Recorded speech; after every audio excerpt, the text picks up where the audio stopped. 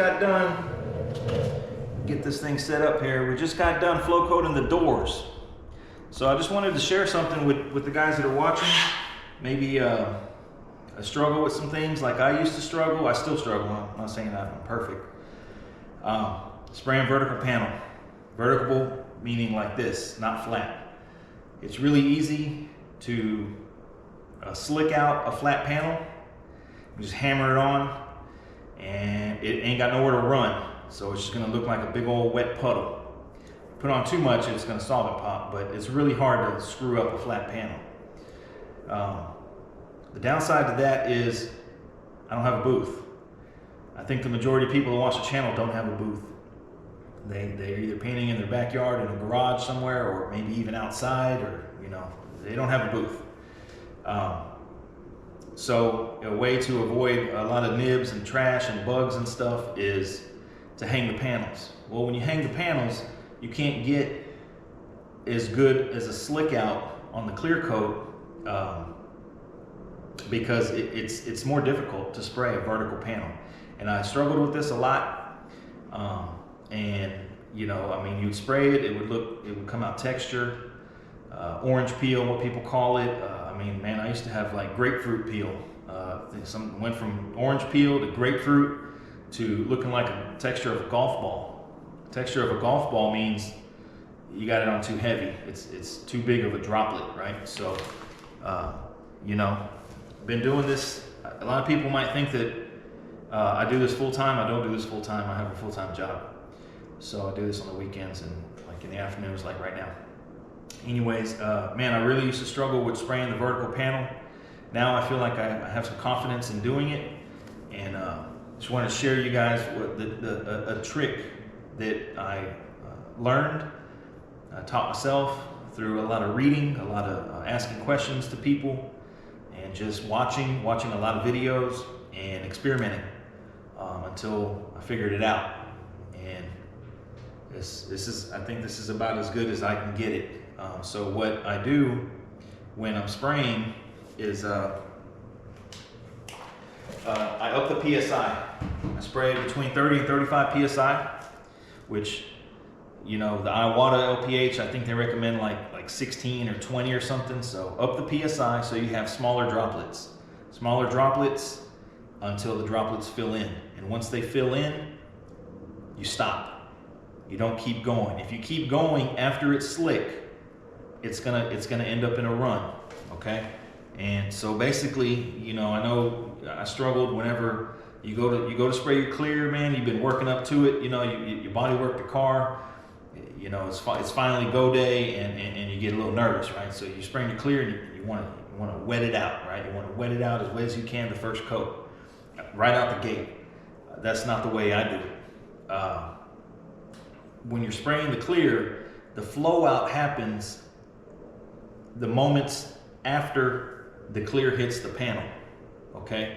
So you spray it right here, it's not gonna be wet. Give it a second or two, and then it's gonna look wet, okay? But if you spray it until it looks wet, it's gonna result in a sag or a run. And it's a fine line between slick paint and a run. Another technique that I do whenever I spray is I'm not looking at it head on, okay? When I spray, I'm spraying here, but I'm over here. I'm over here looking, and I'm looking at the reflection, or I can be over here. I'm looking at the reflection of the lights, and I'm spraying like this until I see the droplets fill in, okay? And then you keep moving, or you can go the whole panel, about 80% overlap, 75 to 80% overlap, and you gotta see what's happening. You gotta watch what the clear is doing. So, like I say, I used to struggle with vertical panels. I used to ask people, man, how do you slick it out so nice with the thing hanging? Like, man, when I spray it, it looks like sheetrock, textured sheetrock. It looks terrible. Which it all can be fixed with wet sanding, but this door I just flow coated, meaning we painted it. I put 3 coats of clear. I wet sanded 600, and I put 3 more coats right now. And then I'm probably going to knock it down with maybe 1200, and go through the stages of wet sand and buff. But just a little small video here to help you guys that are spraying the vertical panels, because man, you know, I didn't have anybody to teach me really. I mean, I had one, you know, I've had mentors, but no formal training in any of this. You know, it's all trial and error until I found a recipe that works. Products that you get used to. If you go to spray, you know, clear A, and you don't like the way it sprays, and you go to clear B, and that sprays a little better, and then clear C, and you don't like it, and you just keep jumping around, you're never going to get used to a product. So my advice is, once you get used to a product, stick with that product. If you can achieve it one time, you can duplicate the results every time. As long as you stick with your recipe, you can duplicate your results every time. You got to adjust for temperature and humidity and weather conditions and environment, but you can stick to the same recipe, the same PSI, the same turn of the fluid, the same distance, the same overlap, the same reduction, and you can produce the same results over and over. You don't got to go buy expensive $700 clear. You don't got to buy, you know, all this expensive stuff, man. You can pull it off with middle of the road materials. So this clear right here is SPI Euro. You get a gallon kit, 4 to 1 to 1. A gallon of clear, a quart of activator, a quart of reducer for about $180 shipped to the house. That's pretty cheap compared to some other clears. Some other big name clears are you know, expensive. I'm not a PPG. I'm not a SPI salesman, so I don't want to go down that road. But let me show you what we're talking about. So like I say, I sprayed this here in this garage here. There's no expensive booth. This is a insulated garage basically.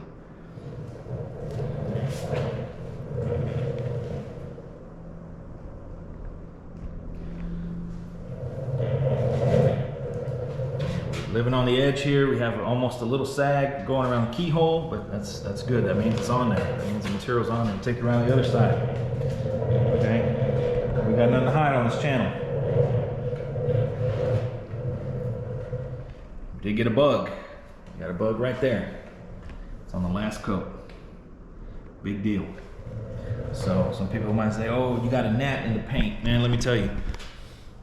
You can go buy a $50,000, $100,000 paint booth, and if you think that you're not going to get a bug or a gnat in that expensive paint booth, then you're wrong, because you will. And when you do, you're going to wish you didn't spend $100,000 on a paint booth.